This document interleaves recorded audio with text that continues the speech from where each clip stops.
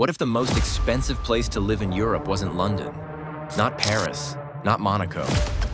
What if it was a quiet Swiss town, a place most people couldn't confidently point to on a map, where the average rent for a two-bedroom apartment is higher than what most Europeans earn in a month? Here's the thing about Switzerland that the travel content never fully captures. Yes, it's clean. Yes, the trains run on time. Yes, the mountains look exactly like the postcards. But underneath all of that is a housing market so disconnected from normal financial reality that even people earning above-average salaries, doctors, engineers, finance professionals, are getting quietly crushed by it. In this video, we're counting down 10 Swiss towns where housing costs have become genuinely alarming.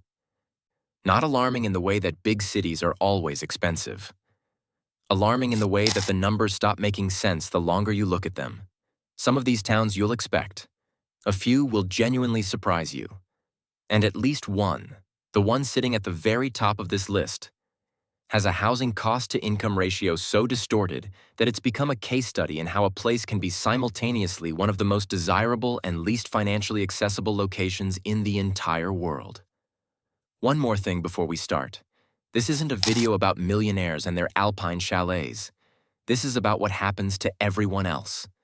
The teachers, the nurses, the young professionals, the families trying to stay. Stick around for that. Before we get into the countdown, let's be clear about what this video is and what it isn't. This is not a complaint about Switzerland. The quality of life here is genuinely exceptional in many ways. The infrastructure, the safety, the natural environment, all real. But quality of life and financial sustainability are two very different conversations. And for too long, the relocation content about Switzerland has blurred the line between them. The country is stunning. The housing market is brutal. Both things can be true at once. What we're measuring here is the gap, the distance between what housing in these towns actually costs and what a realistic person actually earns. We're looking at rent, purchase prices, commuting trade-offs, who these places are really built for, and most importantly, who they quietly exclude. The towns in this list span the country. French-speaking West, German-speaking Center, Italian-influenced South. Each one tells a slightly different version of the same story. Let's get into it. Number 10, Lugano. Starting with Lugano. And this one is easy to underestimate, which is exactly why it makes this list. Lugano sits in Ticino, the Italian-speaking canton tucked into the southernmost corner of Switzerland. It doesn't feel like the rest of the country. The architecture leans Mediterranean. The language is softer. The lake views are genuinely spectacular. And because of all that, it carries a certain image. Relaxed, sun-drenched, slightly more accessible than Zurich or Geneva. That image is misleading. Lugano is home to a significant concentration of private banking activity and relocated wealth.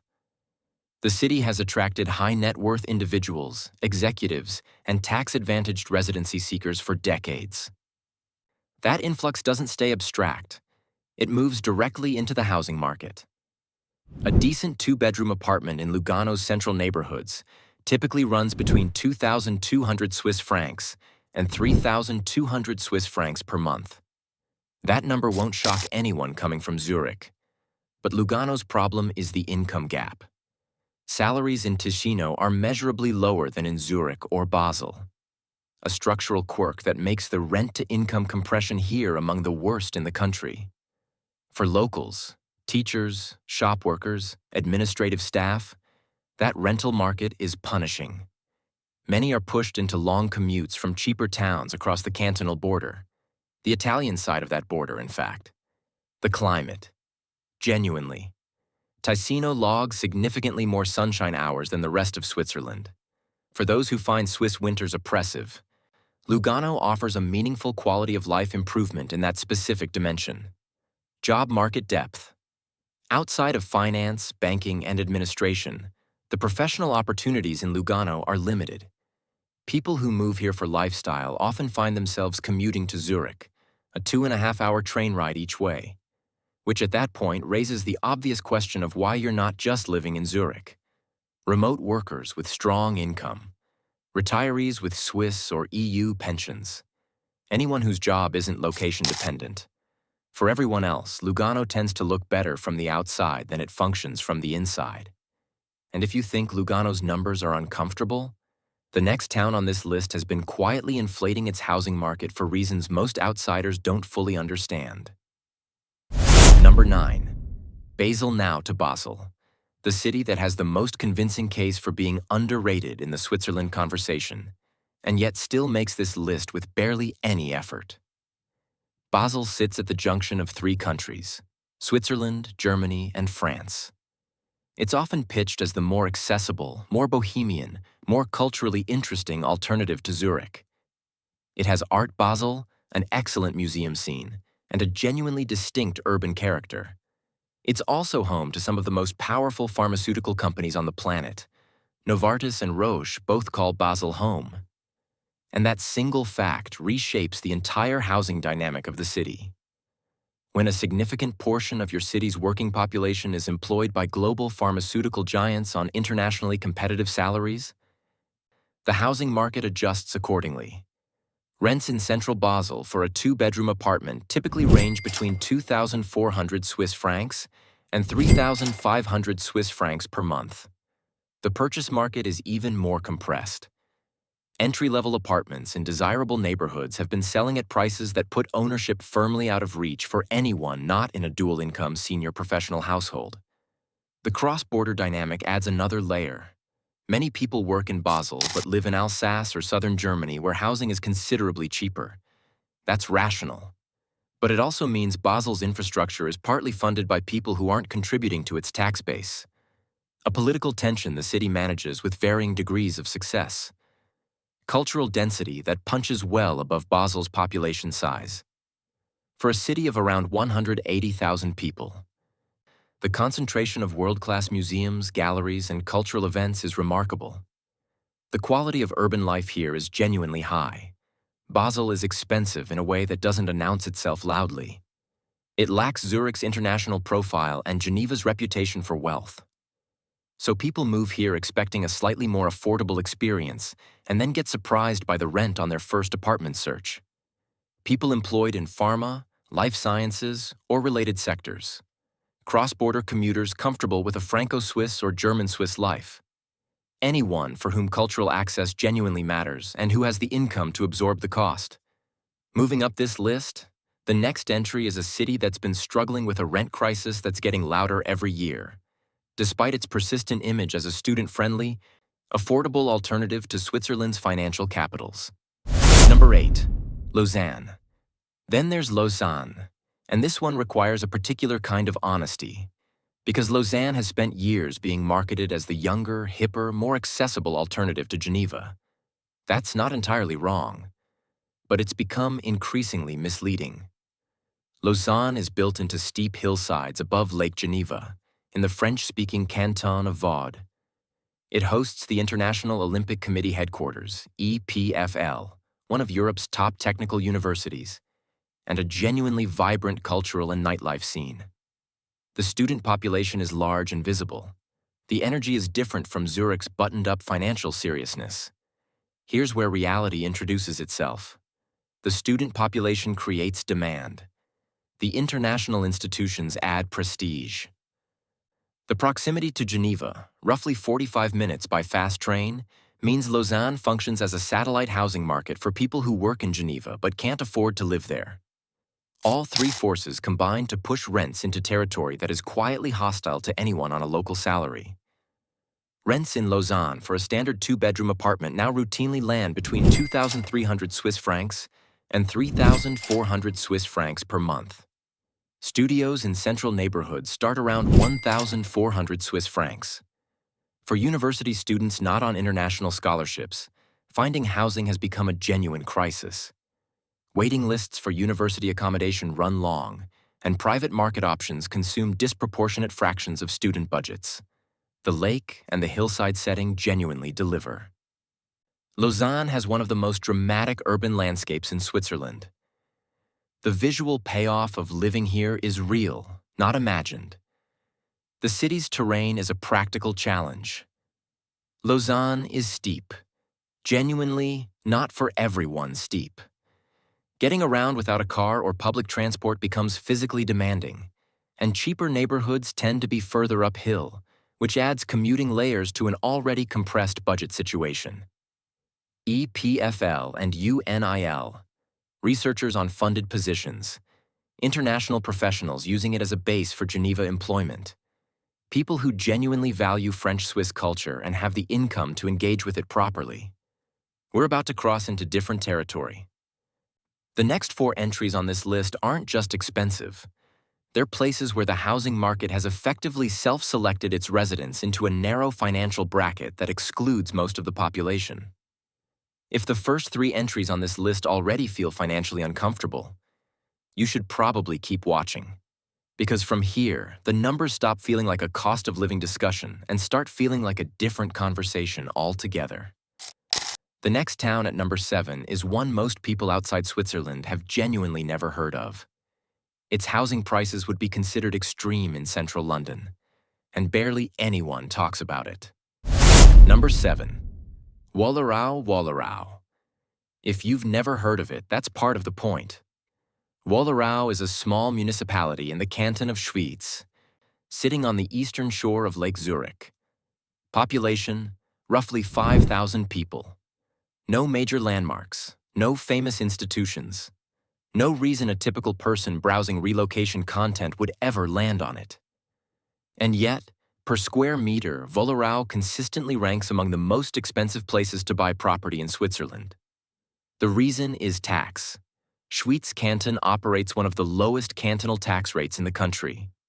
For high earners, particularly those with significant investment income or wealth, the savings are not incremental. They're transformational. Moving to Wollerau from Zurich City can mean paying dramatically less to the cantonal tax authority every year, depending on income level. That tax advantage has turned Wollerau into a preferred address for wealthy professionals, entrepreneurs, and finance executives who work in Zurich but are unwilling to pay Zurich's cantonal tax rate. The demand this creates in a municipality of 5,000 people is not subtle. Average property prices per square meter in Wollerau are eye-watering. Purchasing a modest family home here can easily require north of 2.5 to 3.5 million Swiss francs. Rental options are limited and priced accordingly. For the people this place is designed for, high earners who have done the tax mathematics, the financial logic is sound. Lake views, clean air, and a tax bill that's meaningfully lower than Zurich. The trade-off works for that specific profile. Wollerau has almost no public life, no real town center in the traditional sense, no cultural infrastructure worth mentioning. You are purchasing a postcode and a tax rate, not a community. For anyone who values neighborhood vitality, it feels sterile almost immediately. High net worth individuals for whom annual tax savings justify real estate at these prices. It is genuinely not a place that makes financial sense for anyone outside that bracket. The next town has a similar tax-advantaged reputation, but it's considerably better known, considerably more developed, and its housing market has had longer to compound into something genuinely extraordinary. Number 6. Zug Zug. The name comes up in almost every conversation about Swiss taxation, Swiss wealth, and increasingly Swiss cryptocurrency regulation. It's become a symbol, shorthand for a kind of structured financial advantage that Switzerland has been offering to mobile capital for generations. The canton of Zug has among the lowest tax rates in the country, has historically attracted multinational holding companies, commodity trading firms, and more recently, blockchain and crypto enterprises.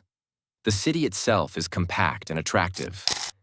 Lakeside, well-kept, with the kind of quiet civic confidence that comes from decades of significant wealth concentration. That wealth doesn't stay abstract. It shows up in rent. A 2-bedroom apartment in central Zug now routinely costs between 2,800 Swiss francs and 4,000 Swiss francs per month.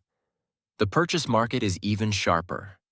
Zug regularly appears near the top of Swiss property price indices, competing directly with Geneva and Zurich in terms of cost per square meter.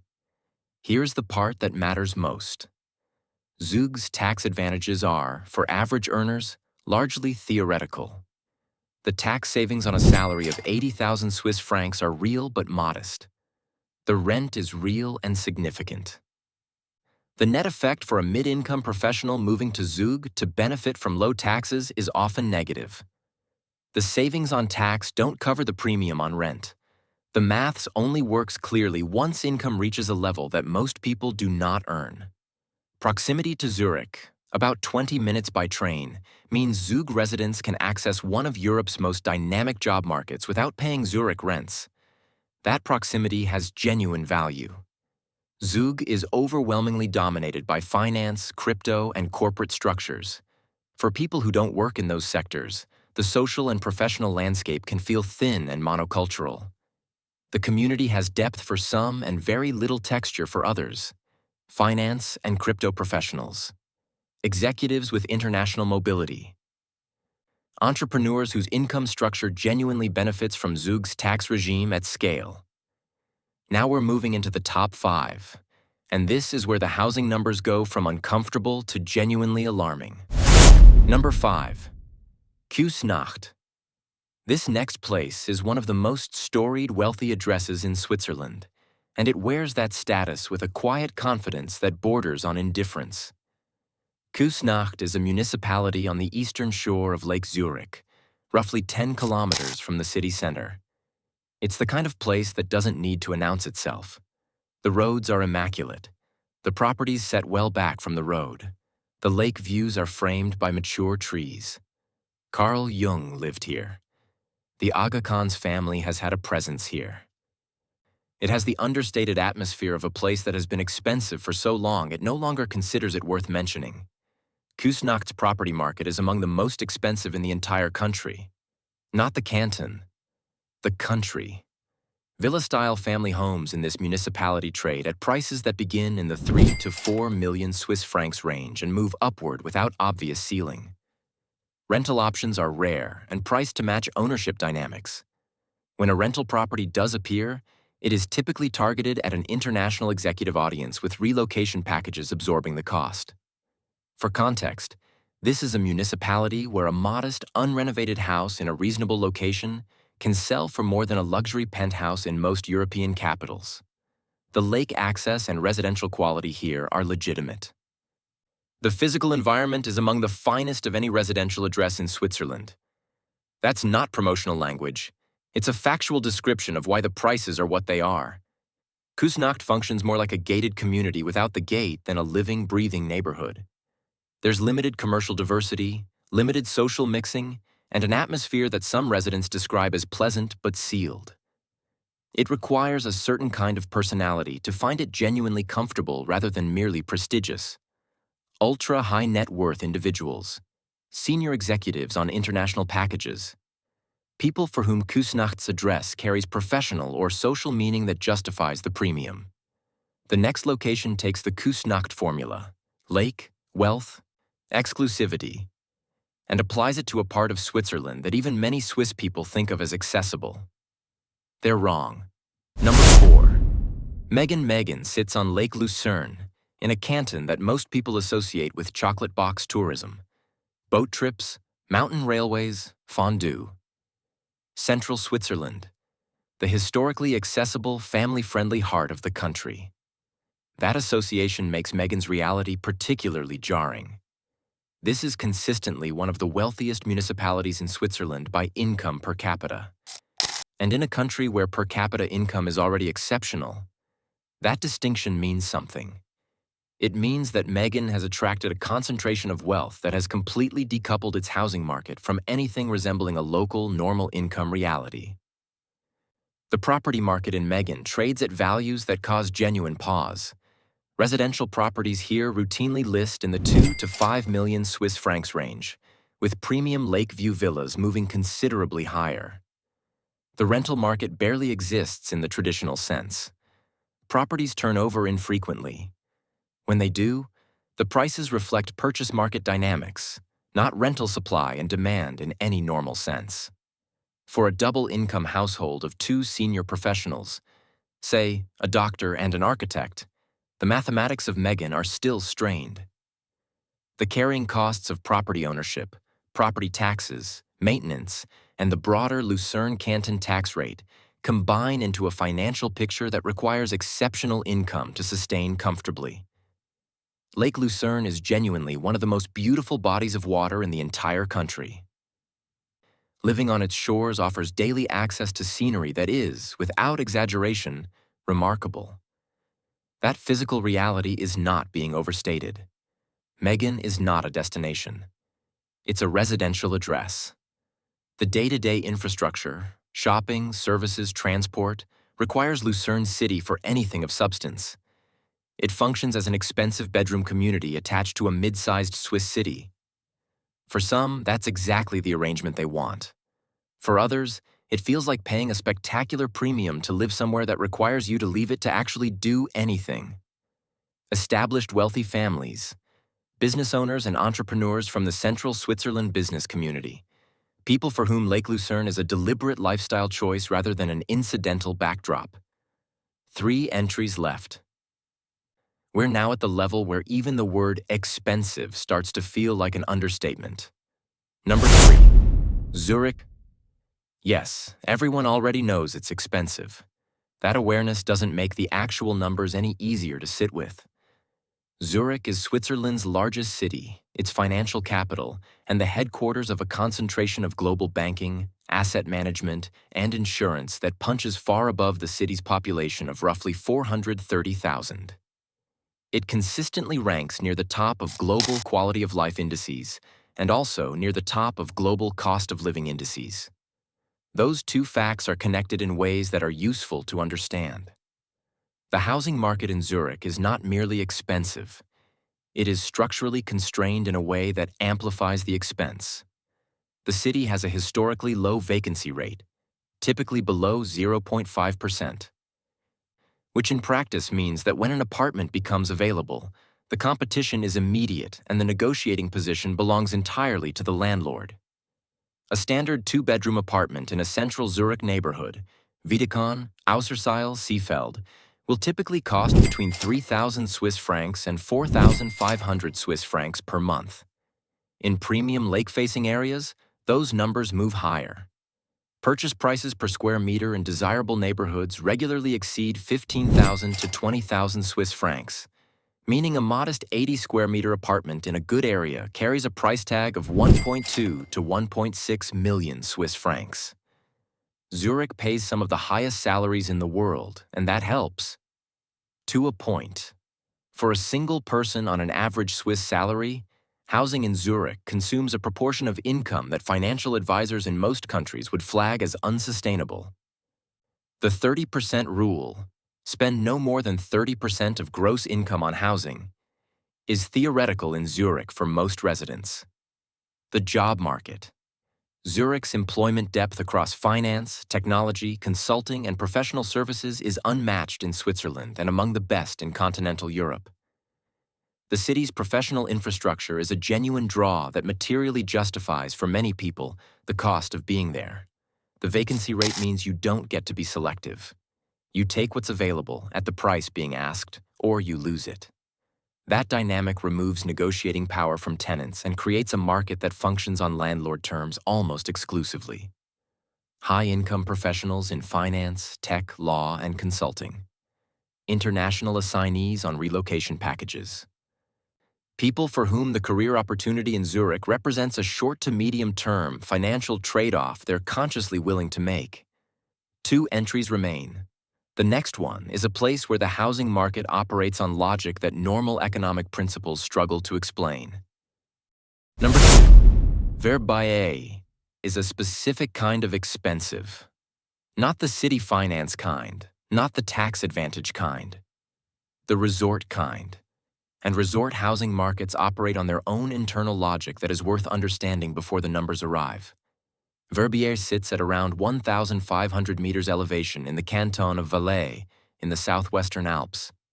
It's one of Europe's most prestigious ski resorts, the kind of place where British royals, international celebrities, and hedge fund managers turn up every February. The skiing is world-class. The social scene, for those who engage with it, is genuinely extraordinary by resort standards. And none of this is relevant to a discussion of housing affordability, because Verbier's housing market doesn't exist to house workers. It exists to house second homeowners.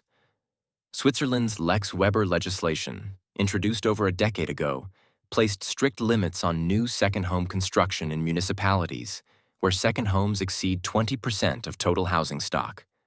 Verbier hit that threshold years ago. The practical result: the supply of purchasable properties is legally capped while international demand from wealthy buyers continues. The price mechanism this creates is straightforward and dramatic. Modest ski chalets in Verbier, genuinely modest, not luxury, are routinely priced at 1.5 to 3 million Swiss francs. Premium chalets go considerably higher, into territory where 8-figure transactions are not exceptional. For the workers who actually run Verbier, the ski instructors, hospitality staff, lift operators, shop workers, there is effectively no viable housing market at prices connected to their salaries. Many commute from lower valley towns like Martigny, which sits roughly 30 kilometers away. If you are a property investor or second home buyer, Verbier's supply constraints make it one of the most protected housing markets in Switzerland. The Lex Weber cap creates a floor under prices that is difficult to imagine being removed. From a pure asset perspective, Verbier real estate has defensive characteristics that are meaningful. Verbier is seasonal in a way that becomes genuinely oppressive for year-round residents. Outside of winter and a summer hiking season, the resort empties, services close, the social infrastructure that exists in peak season largely disappears. Living in Verbier outside of season is a fundamentally different experience from visiting it. Ultra-wealthy second home buyers, international investors with long-time horizons, people whose primary relationship with Verbier is seasonal, not residential.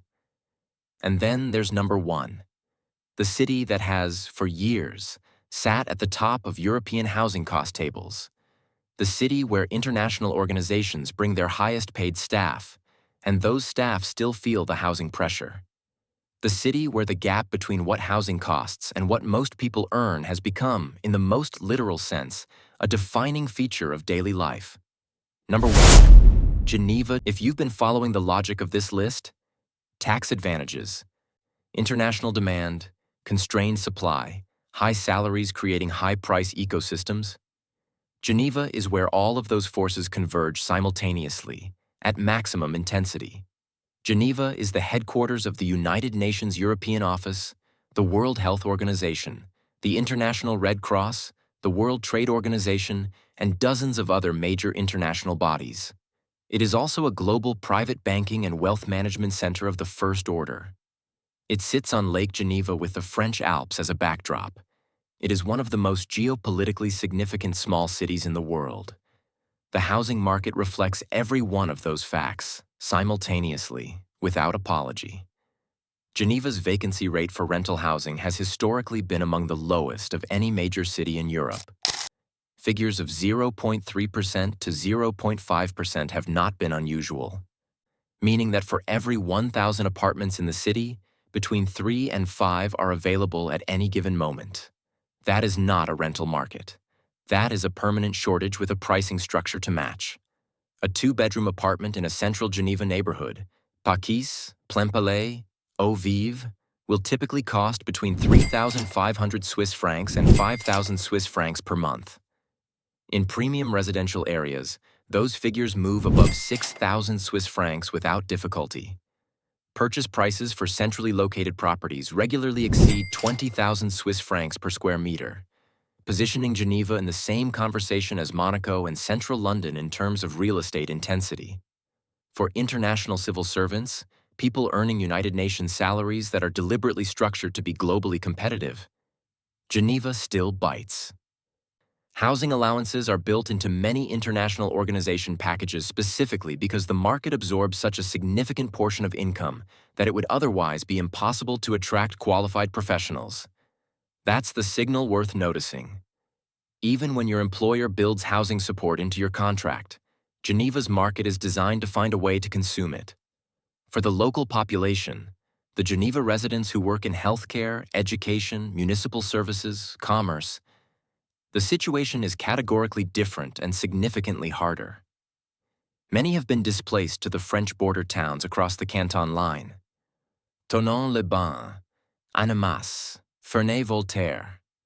These French municipalities have grown directly as a result of people who work in Geneva but cannot afford to live there.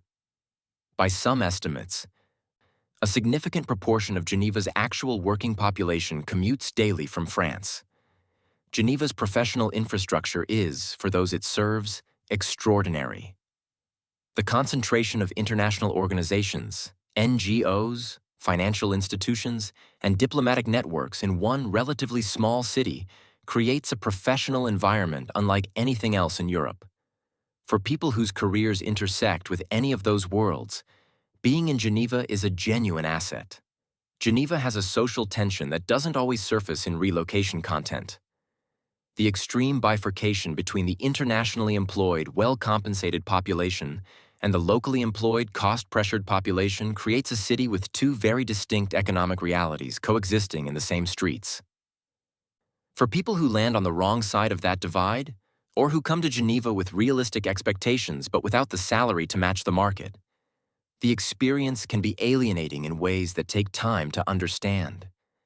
International civil servants, senior finance and banking professionals, diplomats, people for whom Geneva is a career destination and who arrive with compensation structures designed to absorb its costs.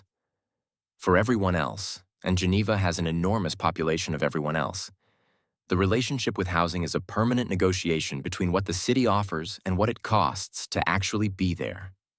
So, 10 towns, 10 different versions of the same fundamental tension that defines life in Switzerland for a very large number of people. This country is not a monolith. It is expensive, but unevenly. It is beautiful. But that beauty has been priced in. The places that look most livable in a photograph are, almost without exception, the places that are most demanding in a bank statement. What this list doesn't tell you is that there are still places in Switzerland, smaller towns, less profile cantons, communities further from the financial centers, where a realistic income and a realistic budget can still find some equilibrium. That list exists, and it's worth making. But that's a different video. This video was about the places where that equilibrium has broken down, where the housing market and the salary market have disconnected to the point that even people earning well above average wages are doing the maths every month. If you're considering a move to Switzerland, or if you're already there and you recognize some of what this list describes, we'd genuinely like to know.